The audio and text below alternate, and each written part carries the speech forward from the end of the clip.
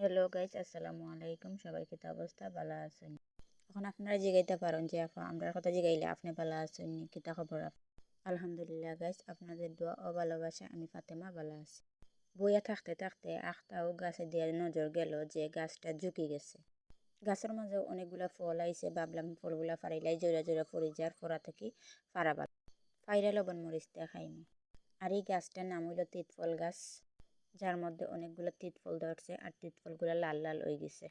সিলেটি হলে তো এই ফলটার তিতফল ডাকুন, সেও ডাকুন, আবার সইফল জানি না আপনারা কিতা ডাকুন। তখন আপনারা কইতে পারেন যে আফা আর কিতা কোন জাতের ভিডিও পাইছেন না নিতে কোন জাতের ভিডিও বানাইছেন।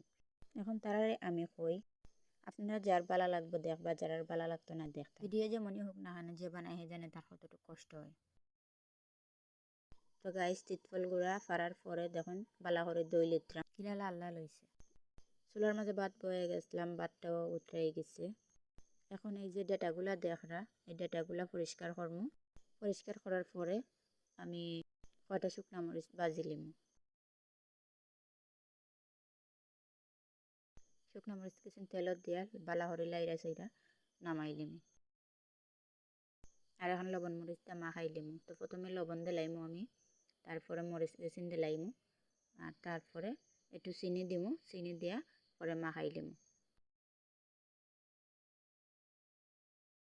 গাইস মাখানোর পরে দেখুন কিলা লোভনীয় হয়েছে আর রক্তের মতো লাল লাল হইতেছে দেখুন।